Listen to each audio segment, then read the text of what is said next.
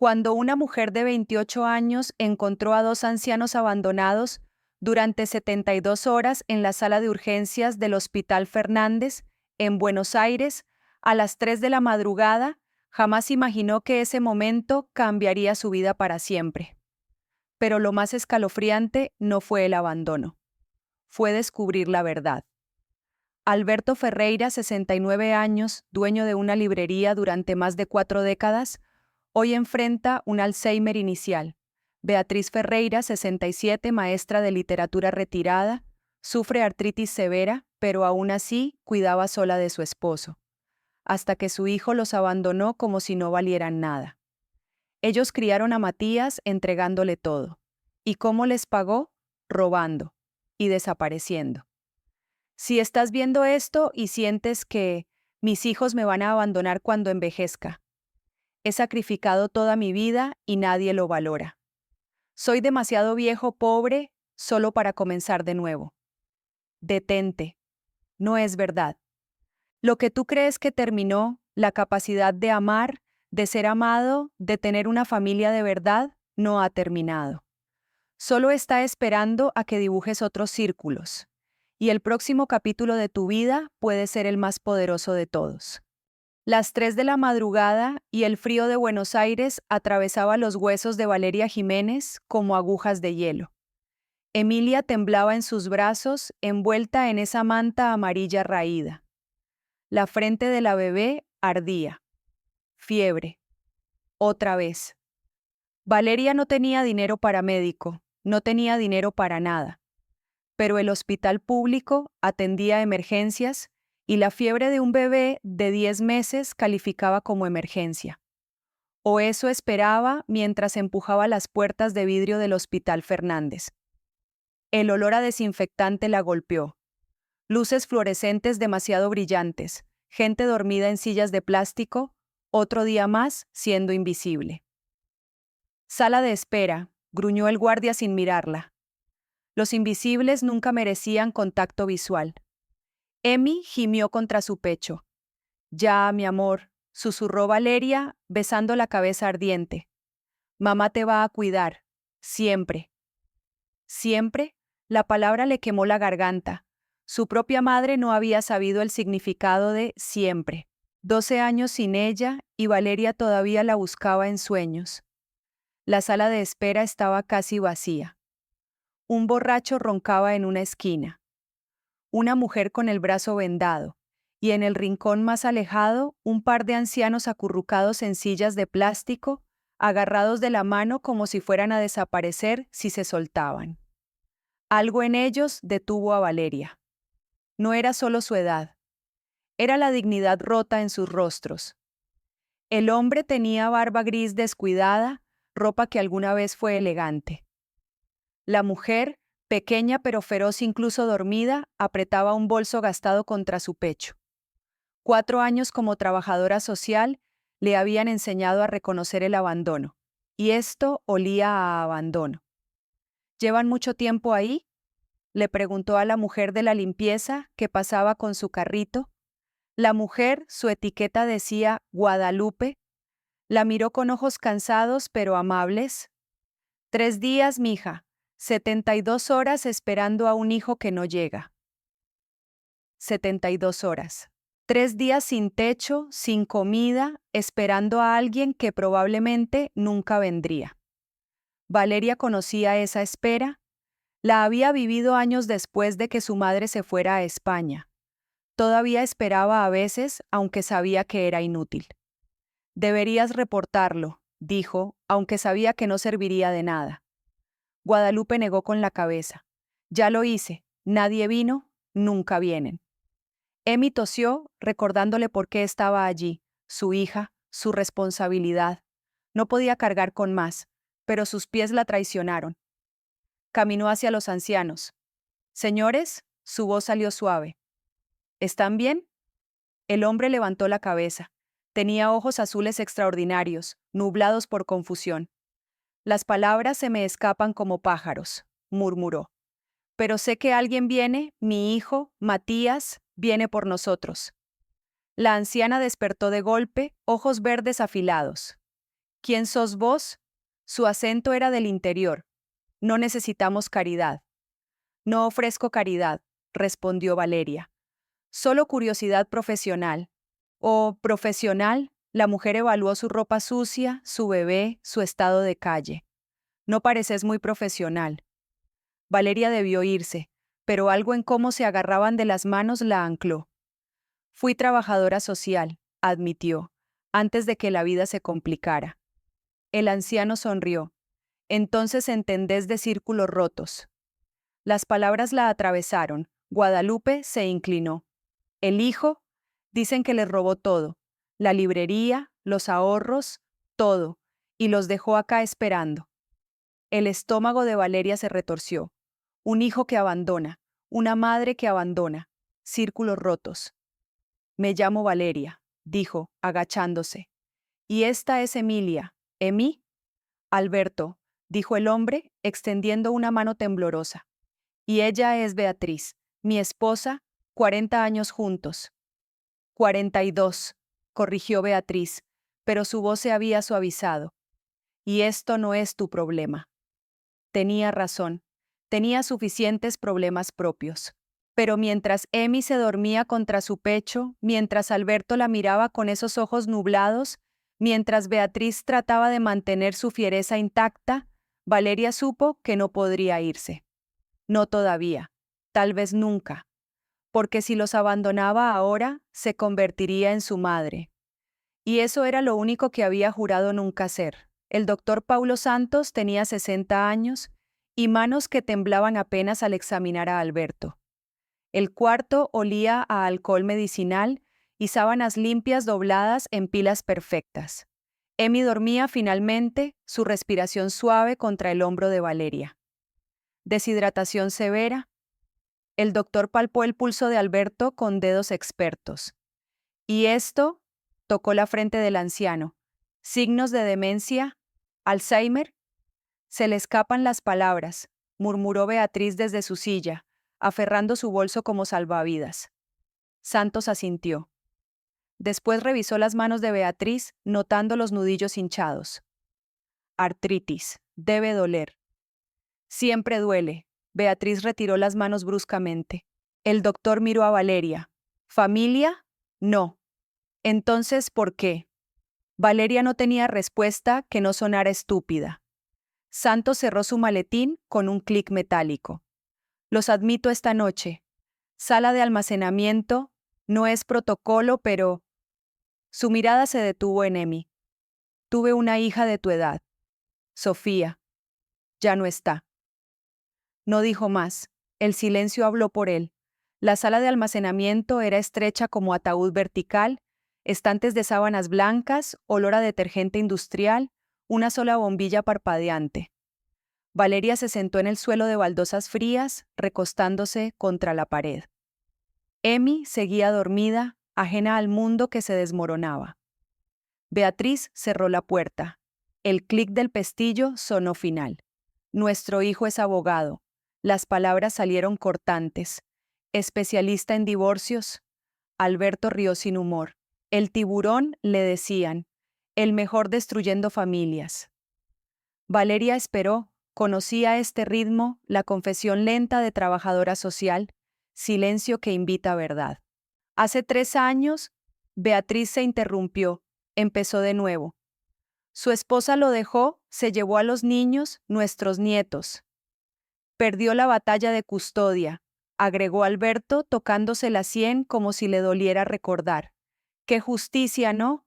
El experto perdió su propia familia. Empezó a tomar. Beatriz escupió las palabras. Vino, whisky, lo que fuera, apareció borracho en el tribunal, perdió su licencia. Valeria sintió el frío de las baldosas treparle por la espalda. Y después, dinero. Siempre necesitaba dinero.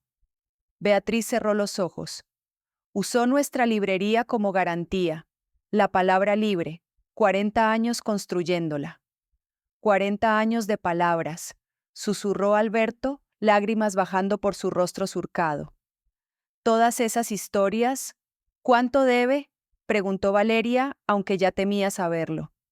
180.000. a un hombre que le dicen el gringo. Beatriz abrió los ojos, brillantes, furiosos. Presta dinero, colecciona libros raros. Matías firmó borracho. Ni siquiera recuerda. ¿Cuánto tiempo tienen? 30 días. La voz de Beatriz se quebró finalmente. Después nos desalojan. El gringo se queda con todo, el edificio, los libros, especialmente las primeras ediciones. Es nuestra vida entera. El silencio se espesó. ¿Y Matías? Valeria tuvo que preguntar. ¿Dónde está? Desapareció. Alberto parecía más perdido ahora, hundiéndose en la confusión. Dijo que vendría el martes, una sorpresa, dijo. Hoy es martes, agregó Beatriz con amargura. La sorpresa fue que nos abandonó esperando que muriéramos. Algo se rompió dentro de Valeria.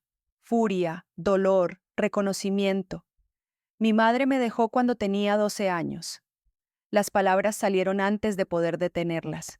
España, teatro, una gran oportunidad. Beatriz levantó la vista bruscamente. Prometió volver, nunca lo hizo.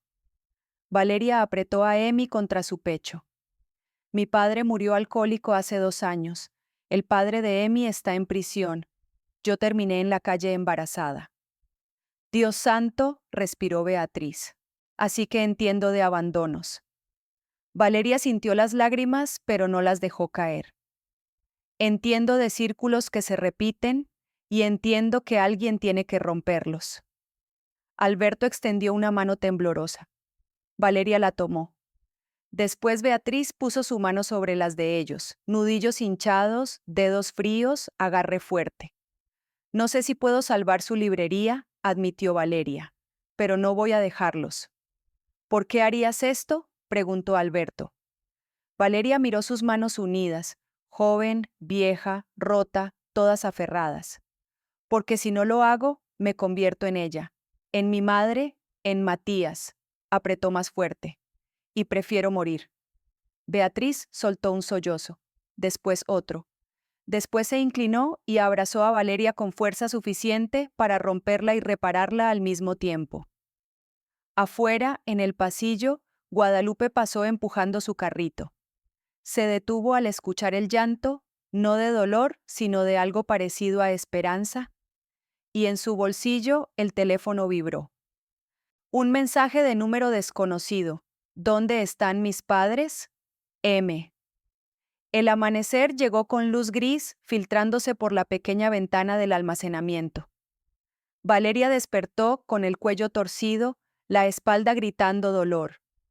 Emi lloraba, ese llanto agudo de hambre que significaba que la última mamadera se había acabado hacía horas.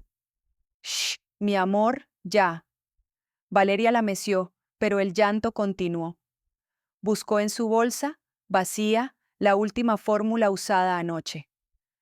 Beatriz despertó en su silla, rostro marcado por líneas de dolor. ¿Qué le pasa? Hambre, se me acabó la fórmula. Debiste traer más. El tono de Beatriz era cortante, afilado por una noche sin dormir. No tengo más. Valeria sintió la defensiva subir. No tengo nada. Esa criatura necesita estabilidad. Beatriz se levantó, haciendo muecas cuando sus rodillas crujieron. No podés andar por ahí sin... ¿Sin qué? Valeria se puso de pie bruscamente. Emi gritó más fuerte. Sin casa, sin dinero, sin familia, créeme, lo sé. No tenías que quedarte con nosotros. Beatriz cruzó los brazos. Nadie te lo pidió. Tu hijo los abandonó, Beatriz. Las palabras salieron como cuchillos. Los dejó esperando 3 días como basura. ¿Y vos me vas a juzgar por no tener suficiente leche en polvo? El aire se congeló. No hables de lo que no entendés. La voz de Beatriz tembló. Matías está enfermo. ¿No es malvado? Claro, porque la enfermedad justifica todo. Valeria agarró su bolsa. Disfruten su almacenamiento, yo me voy.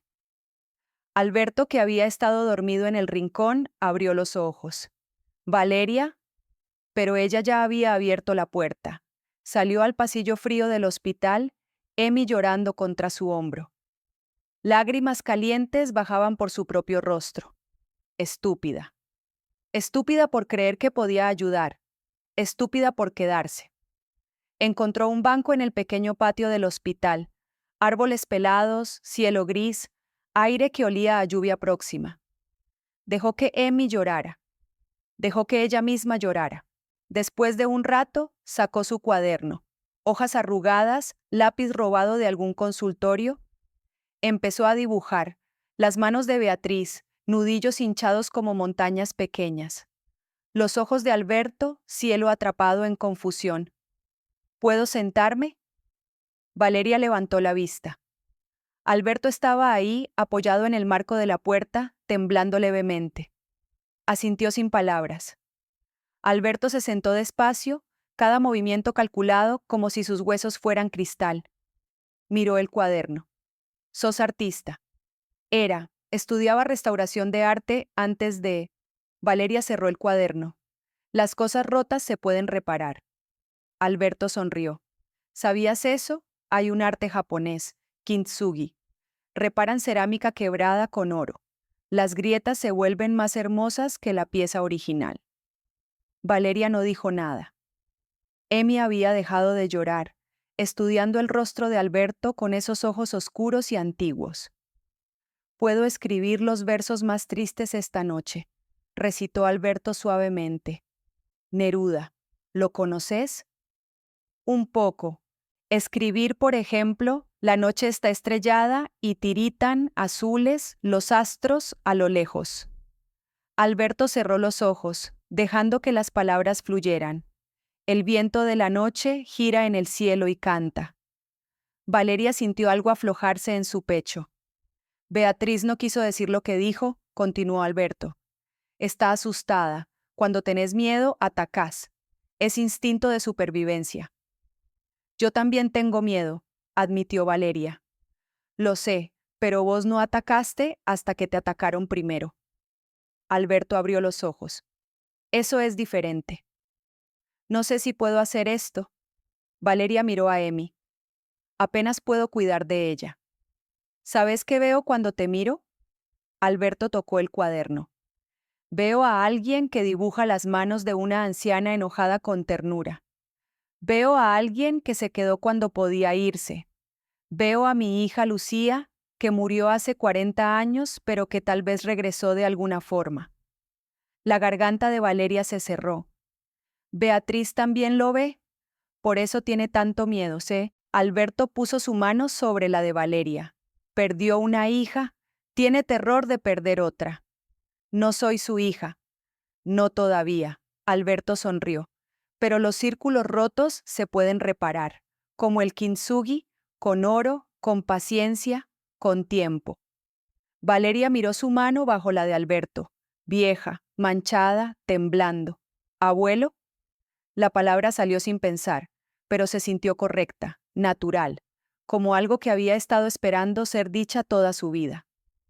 Alberto lloró silenciosamente. Sí, nieta, sí. Detrás de ellos, en la puerta, Beatriz observaba. Había venido a disculparse, pero ahora solo miraba cómo su esposo y esa joven rota se aferraban el uno al otro. Miró sus propias manos, artríticas, inútiles, vacías, y supo que tenía que llenarlas antes de que fuera demasiado tarde. Las palabras sanan, dijo Alberto finalmente, pero las acciones sanan más. La noche cayó sobre el hospital como manta pesada. Beatriz no había hablado desde que vio a Valeria llamar abuelo a Alberto. Las palabras se le habían atascado en la garganta, afiladas como vidrio. Ahora, en el almacenamiento iluminado, apenas por una lámpara prestada, miraba sus manos artríticas, vacías, inútiles. Manos que habían sostenido a una hija moribunda 40 años atrás. Manos que habían dejado ir a un hijo al alcohol. Manos que habían empujado a esta joven que solo intentaba ayudar. Alberto dormía en su silla, roncando suavemente. Valeria estaba sentada contra la pared, Emmy finalmente dormida después de que Guadalupe trajera fórmula de contrabando. La joven dibujaba en su cuaderno bajo la luz tenue. Beatriz se aclaró la garganta. Perdóname. Valeria levantó la vista, ojos cautelosos. No tenía derecho a juzgarte. Las palabras le quemaron. Beatriz no pedía perdón fácilmente. Estoy asustada. ¿De qué? La voz de Valeria era suave, sin rencor. De todo. Beatriz sintió las lágrimas subir. De perder la librería, de que Alberto olvide quién soy, de que Matías nunca vuelva, de que vuelva, de todo. Valeria cerró su cuaderno. Esperó. Tuvimos una hija antes que Matías. Las palabras salieron quebradas. Lucía, tenía 4 años cuando enfermó. Leucemia. En 3 meses se la llevó. El silencio se espesó con dolor antiguo. Después vino Matías y yo... Beatriz se limpió los ojos con manos temblorosas. Yo lo protegí demasiado. Cada vez que lloraba, pensaba en Lucía. Cada vez que se enfermaba, entraba en pánico. Nunca le dije que no. Nunca lo dejé fallar. Y ahora es alcohólico, terminó Valeria suavemente. Mi padre también lo era. Beatriz rió sin humor. Violento, cruel. Juré que mis hijos nunca lo conocerían, pero el alcohol encontró a Matías de todas formas. Los círculos se repiten. Sí, Valeria tocó el bulto dormido de Emi. Mi padre murió con botella en mano, solo, en un callejón. La policía tardó 2 días en identificarlo. Beatriz cerró los ojos. Lo siento. Yo también. Valeria respiró profundo. Pero no somos nuestros padres, y Matías no es tu padre, los círculos se pueden romper. ¿Cómo? Kintsugi, como dijo Alberto, reparar con oro las grietas. Beatriz abrió los ojos. Esta joven, esta niña sin madre, sin hogar, sin nada, tenía más sabiduría que ella después de 67 años vividos. Cuando Lucía murió, dijo Beatriz lentamente, una parte de mí murió también. La parte que sabía ser madre, con Matías solo sabía tener miedo. ¿Y conmigo? Valeria la miró directamente. ¿Qué sentís conmigo? Beatriz se quebró. Veo a Lucía, veo a la hija que perdí, veo a la hija que Matías nunca me dio, nietas, familia. Veo todo lo que se me escapó entre los dedos. Extendió esas manos inútiles. Y tengo terror de que vos también te vayas. Valeria se levantó, cruzó el pequeño espacio, se arrodilló frente a Beatriz. No me voy. Tomó esas manos artríticas entre las suyas. Nunca tuve madre. La mía me dejó persiguiendo sueños que eran más importantes que yo. Pero vos, su voz se quebró. Vos estás acá, asustada, enojada, rota, pero acá. No soy tu madre, susurró Beatriz. No. Valeria apretó sus manos.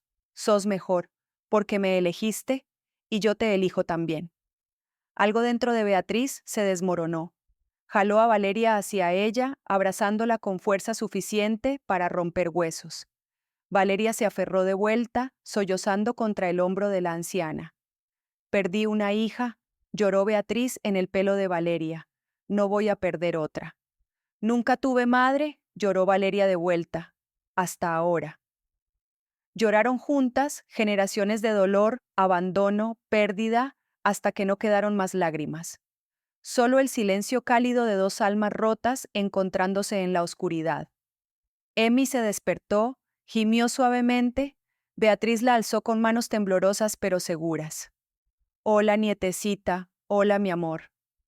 Valeria sonrió a través de lágrimas. Le gusta que le canten. Yo le cantaba a Lucía. Beatriz comenzó una canción de cuna vieja, voz quebrada pero hermosa. Duérmete, mi niña, duérmete, mi amor. Alberto despertó, vio la escena, su esposa sosteniendo a la bebé, Valeria recostada contra ella, las 3 bañadas en luz suave, y supo que los círculos rotos se estaban reparando con oro. La puerta se abrió de golpe. Guadalupe entró, rostro pálido. «Viene para acá, el gringo, está preguntando por ustedes en recepción». Sergio Sandoval llevaba traje italiano que costaba más que el salario mensual de un médico.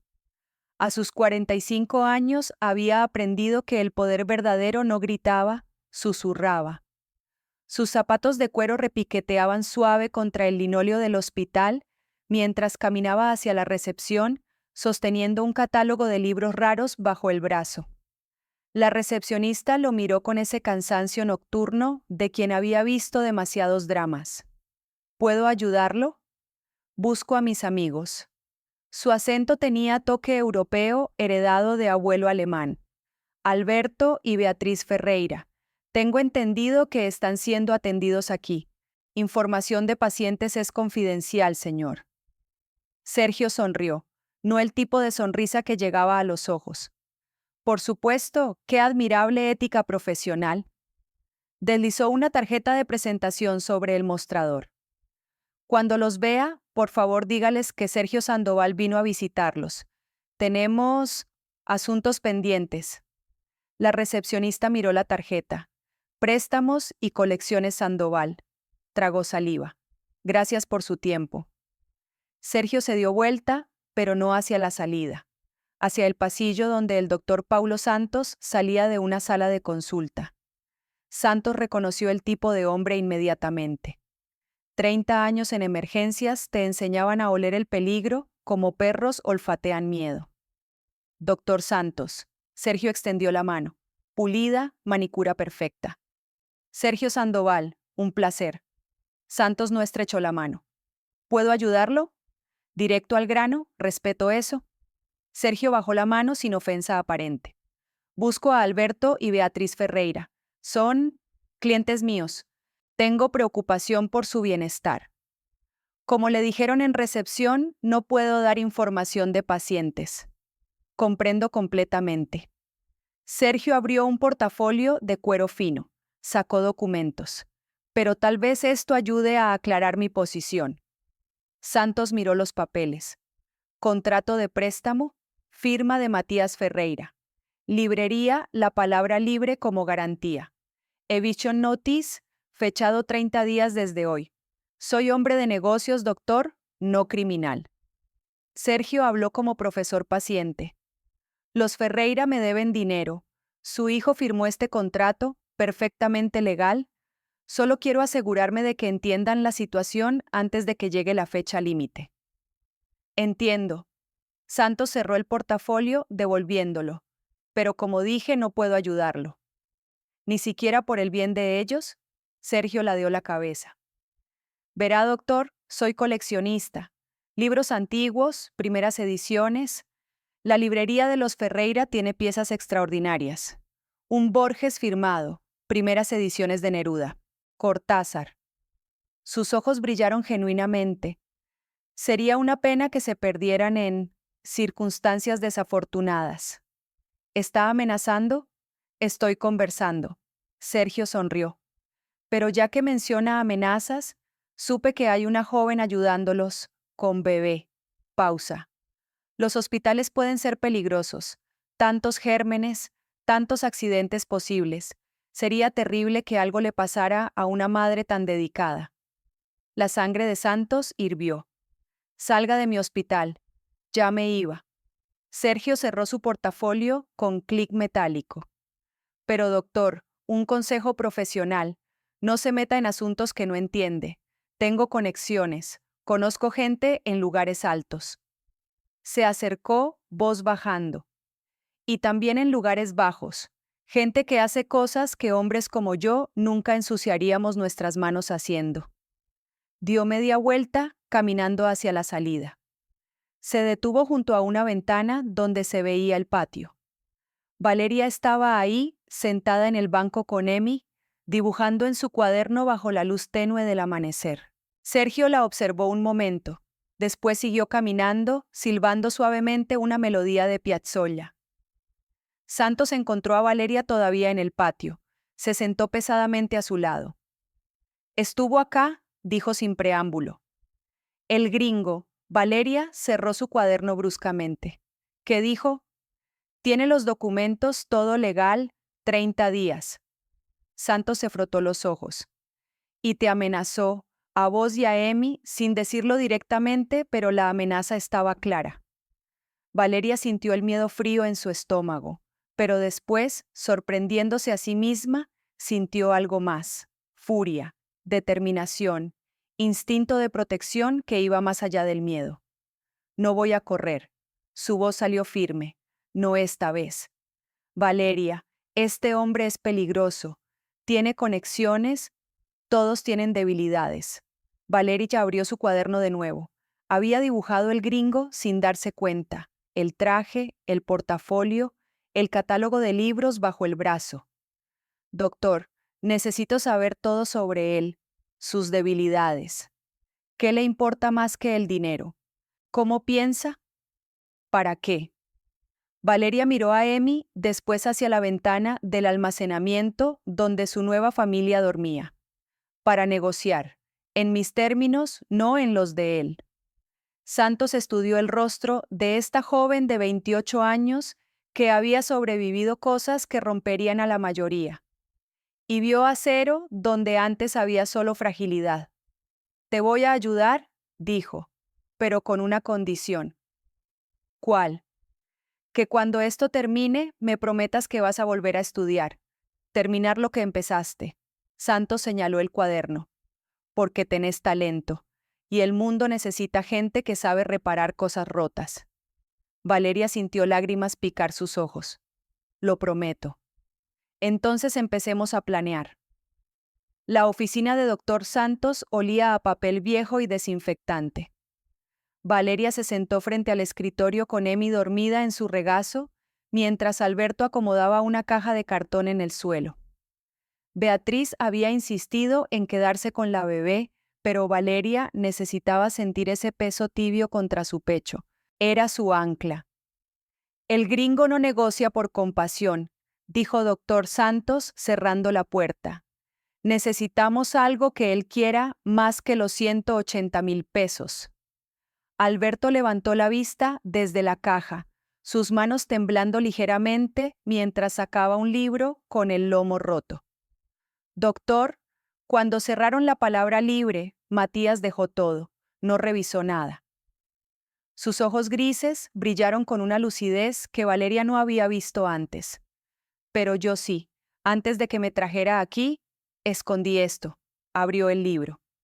Entre las páginas amarillentas, doblada con cuidado, había una carta escrita a mano. La tinta azul era irregular, personal. Valeria se inclinó. La firma al final la dejó sin aliento. Pablo Neruda, susurró. 5 cartas. Alberto sonrió con tristeza. Mi abuelo las compró en una subasta en los años 50. Neruda se las escribió a una amante secreta en Buenos Aires. Nunca las catalogamos oficialmente, estaban guardadas en la colección privada de la familia. Doctor Santos tomó la carta con reverencia, leyendo fragmentos en voz baja. Tus manos son el puerto donde ancló mi sed. ¿Cuánto valen? Preguntó Valeria, práctica incluso en medio del asombro. La última carta de Neruda, vendida en Christie's, alcanzó $300,000 estadounidenses, respondió Alberto. Estas 5 podrían valer más de 1,000,000, especialmente porque nunca han sido publicadas. El silencio llenó la oficina como agua pesada. Conozco coleccionistas, continuó Alberto, su voz ganando fuerza. Gente seria, Giuseppe Marconi de Roma, Luisa Ferrer de Madrid, compradores que pagarían en efectivo y silencio. Podríamos liquidarlas en una semana. Valeria sintió que el mundo se reordenaba. No era una empleada doméstica arruinada, no era una víctima.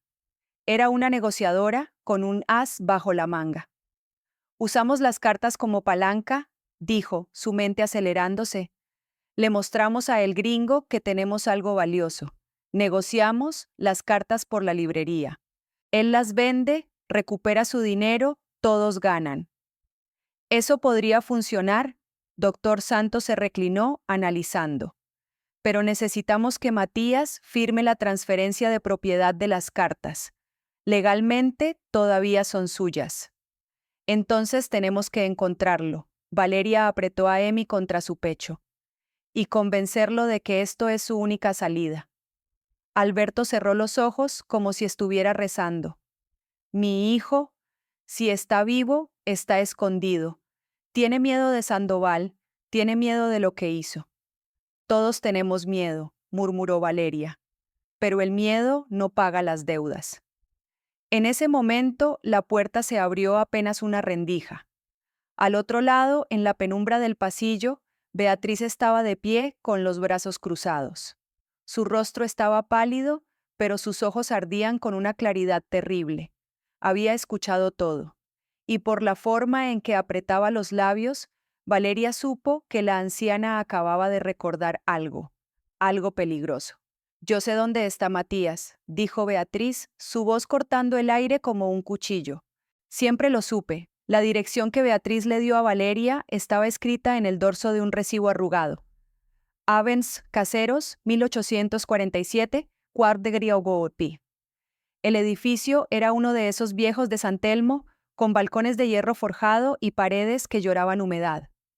Valeria subió las escaleras con Emi, dormida en el portabebés, su corazón golpeándole el pecho como un tambor. «Es el departamento de Lucía», había dicho Beatriz con la voz quebrada. «Mi hija murió hace 8 años en un accidente de tránsito. Matías nunca pudo deshacerse de sus cosas. A veces va ahí cuando el mundo se le hace demasiado pequeño». Valeria tocó la puerta del Quart des Épées. Silencio. Tocó de nuevo, más fuerte. «Matías Ferreira, sé que estás ahí». Su voz sonó más firme de lo que se sentía. «¿Soy Valeria, la que está cuidando a tus padres?» Un ruido sordo, pasos arrastrándose. La puerta se abrió apenas una rendija y el olor a alcohol y encierro la golpeó como una bofetada. El hombre que la miraba tenía la barba crecida de varios días, los ojos enrojecidos y una camisa arrugada con manchas de vino. Este era el tiburón, el abogado despiadado que destruía matrimonios y ahora había destruido el suyo propio. «¿Cómo me encontraste?» Su voz era ronca, apagada. «Tu madre siempre supo dónde estabas». Valeria empujó la puerta con suavidad pero firmeza. «¿Puedo pasar?»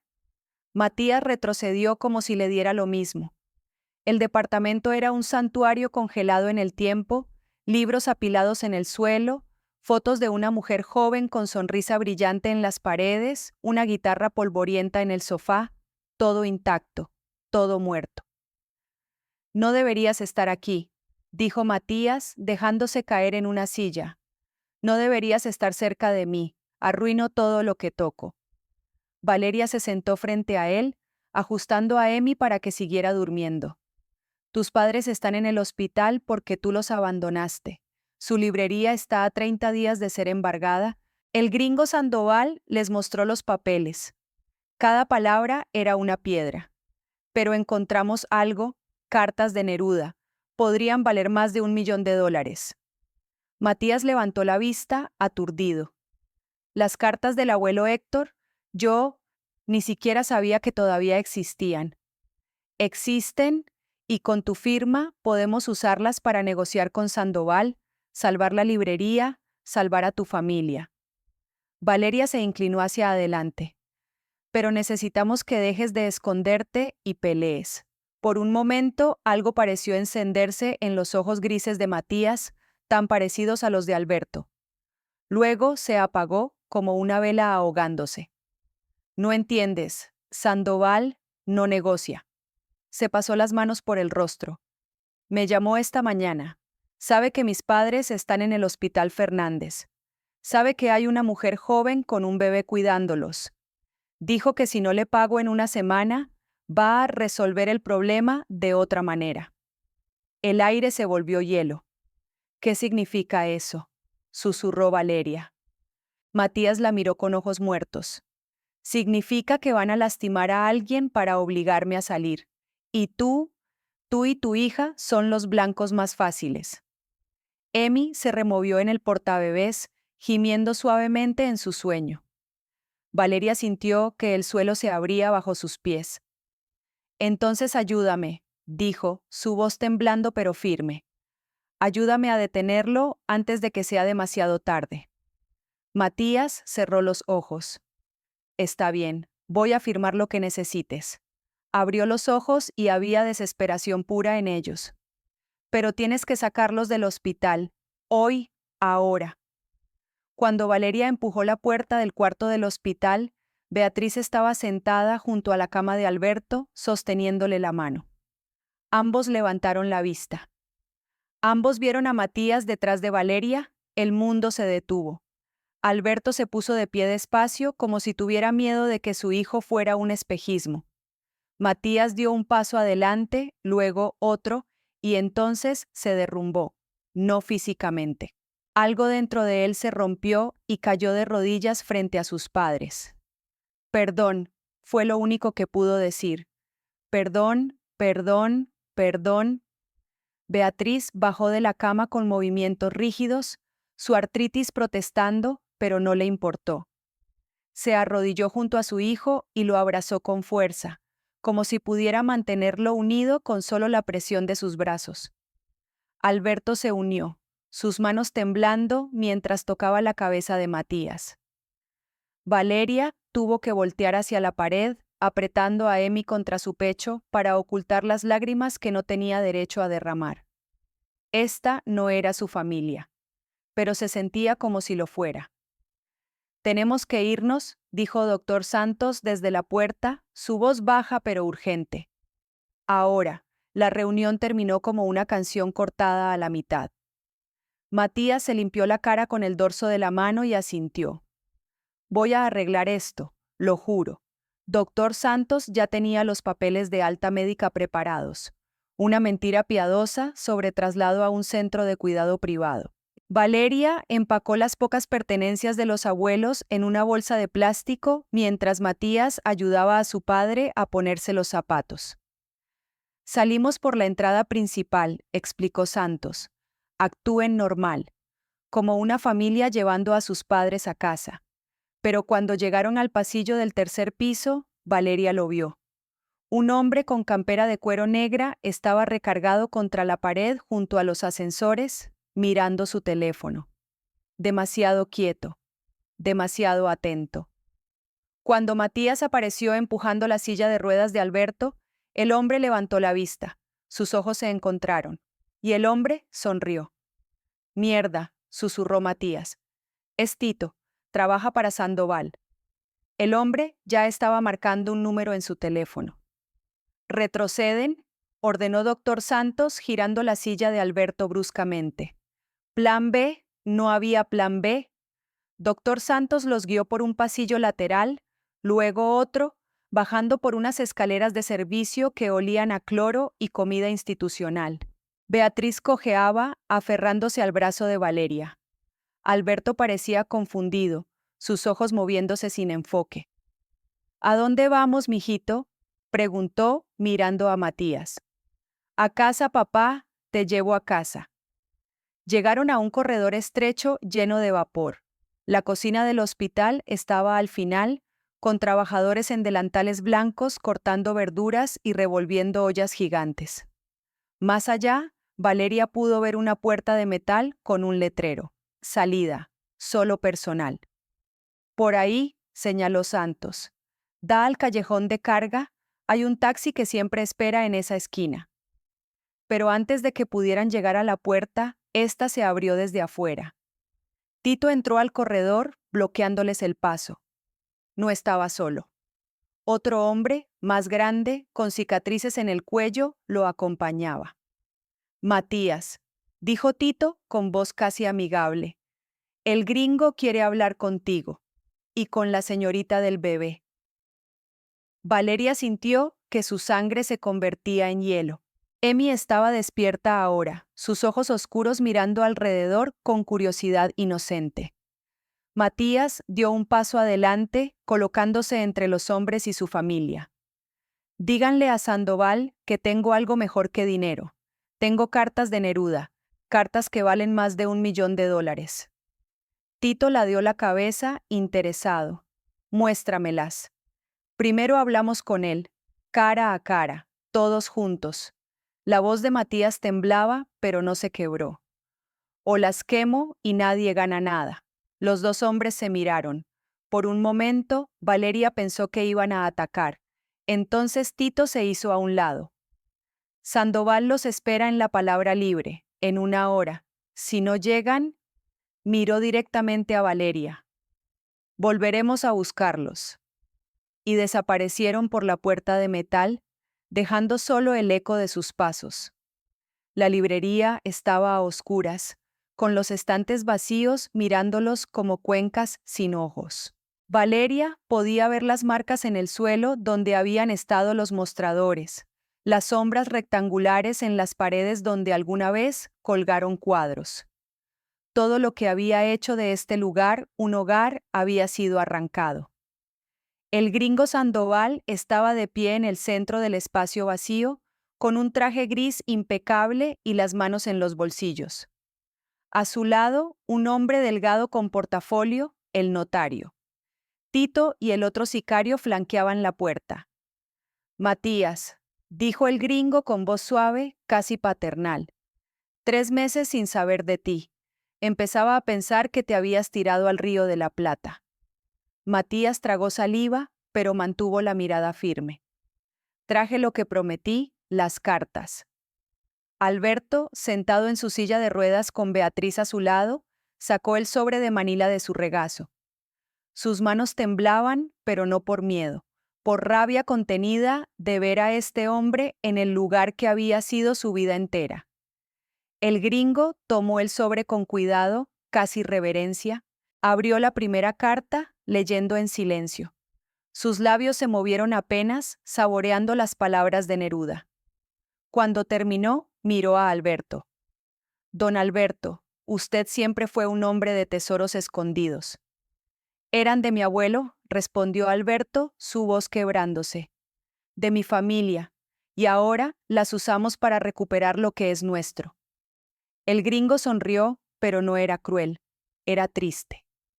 «Estas cartas valen», hizo una pausa calculada, «entre 800,000 y $1,200,000 en el mercado correcto. Tengo compradores en Milán, en Nueva York. Puedo liquidarlas en 2 semanas». Valeria sintió que podía respirar por primera vez en 1 hora. «Entonces aceptas el trato, las cartas por la deuda». «Acepto», el gringo asintió, pero con una condición adicional. El aire se volvió plomo. La deuda de Matías era de 180,000 pesos argentinos. Estas cartas valen 10 veces eso, así que tomo las cartas, cancelo la deuda de la librería y les devuelvo la escritura. Sacó un documento de su bolsillo interior. «Pero Matías, tú me debes algo más que dinero». Matías cerró los ojos. «¿Qué querés?» «2 años. Trabajas para mí como abogado. Contratos, negociaciones, nada ilegal». El gringo se acercó. «Sos brillante, Matías. Un desperdicio verte ahogándote en vino barato. Yo te pongo en rehabilitación, te doy clientes reales y vos me das tu talento. Después de 2 años somos iguales, sin deudas». «Eso es esclavitud», susurró Beatriz horrorizada. «Es supervivencia», corrigió el gringo. «Y es más generoso de lo que merecen». Matías abrió los ojos y miró a sus padres. Alberto tenía lágrimas en las mejillas. Beatriz negaba con la cabeza, suplicante. Valeria sostenía a Emi, sintiéndose como una intrusa en un momento demasiado íntimo. «Si digo que no, ¿qué pasa?», preguntó Matías. El gringo se encogió de hombros. «Me quedo las cartas de todas formas, pero no les devuelvo la librería.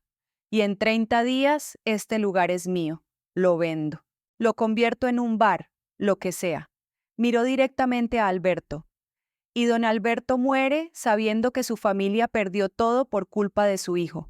Era un cuchillo perfecto, insertado exactamente en la herida correcta». Matías extendió la mano hacia el notario. «Dame los papeles». «Matías, no». Beatriz intentó levantarse, pero sus piernas no respondieron. «¿Mamá?». Matías se arrodilló frente a ella, tomándole las manos. «Déjame hacer esto, déjame arreglarlo». Firmó cada página, el notario certificó cada firma. El gringo entregó la escritura de la palabra libre a Alberto, que la recibió con manos temblorosas como si fuera ceniza. Un placer hacer negocios con gente civilizada, dijo el gringo, guardando las cartas de Neruda en su portafolio.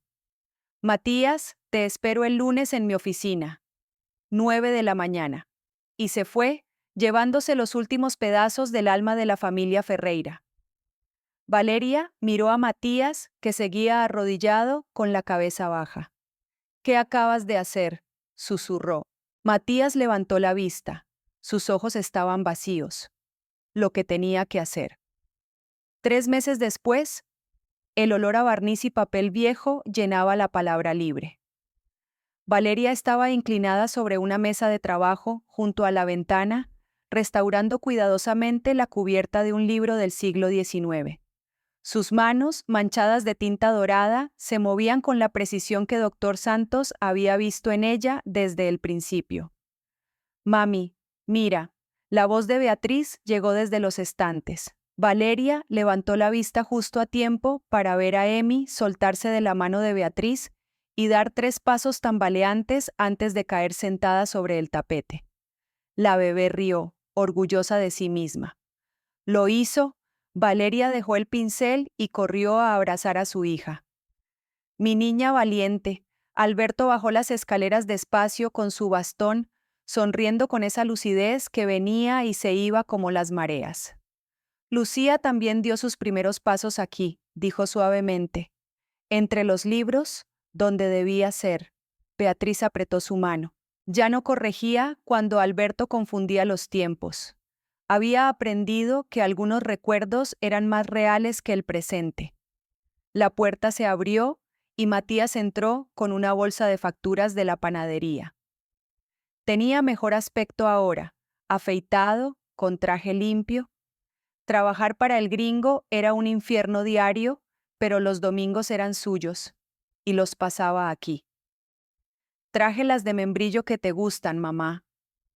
Fue entonces cuando el teléfono de Valeria vibró, número desconocido. Casi no contesta, pero algo la hizo deslizar el dedo. Valeria, la voz era áspera, nerviosa. Soy yo, tu mamá. El mundo se detuvo. Valeria no había escuchado esa voz en 10 años. Desde el día que su madre la dejó en casa de una tía con una maleta y la promesa de volver pronto. Te busqué. Me costó encontrarte. Escuché que tenés una bebé. Me gustaría conocerla. Conocerte otra vez. Valeria miró alrededor de la librería. Beatriz estaba jugando con Emi en el suelo. Alberto hojeaba un libro de Cortázar, sus labios moviéndose en silencio. Matías la observaba con preocupación. Esta era su familia, la que había construido desde las cenizas de un hospital en la madrugada, la que había elegido cuando nadie más lo hizo.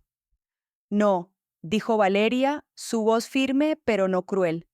No estoy lista para eso, tal vez algún día, pero hoy tengo todo lo que necesito. Colgó antes de que la voz del otro lado pudiera responder. Matías se acercó poniendo una mano en su hombro. ¿Estás bien?, Valeria asintió, limpiándose una lágrima que no era de tristeza. Estoy en casa. Esa noche, después de cerrar la librería, se sentaron los 5 alrededor de la mesa que habían armado con cajas y una puerta vieja. Beatriz sirvió el locro que había cocinado toda la tarde. Alberto bendijo la comida con palabras que tal vez eran de Neruda o tal vez las inventó en el momento. Matías le hizo caras chistosas a Emi hasta que la bebé rió tan fuerte que se atragantó con el puré. Y Valeria, mirándolos a todos, entendió lo que Alberto había intentado enseñarle desde el principio. Los círculos rotos no se reparan, se reemplazan con círculos nuevos, y estos, los que ella había dibujado con sus propias manos temblorosas, eran inquebrantables. La lección final que nos dejan Valeria, Alberto y Beatriz no es sobre el perdón ni la venganza, es sobre la elección consciente. Cada día elegimos quién merece sentarse en nuestra mesa. La sangre no crea familia, la presencia constante sí lo hace. Si alguna vez te abandonaron, recuerda esto. Quien te dejó no define tu valor como persona. Quien se quedó a tu lado en la tormenta, ese define quién eres realmente. No desperdicies años intentando reparar círculos rotos que nunca volverán a ser completos. Usa esas piezas fracturadas para dibujar círculos nuevos, más fuertes, más brillantes, verdaderamente tuyos. El abandono no es el final de tu historia. Es simplemente el capítulo donde aprendes que las familias más poderosas no se heredan por nacimiento, se construyen con amor diario, sacrificio mutuo y la valentía de elegir quedarse cuando todo se derrumba. Tus círculos nuevos están esperándote. Solo necesitas el coraje para comenzar a dibujarlos.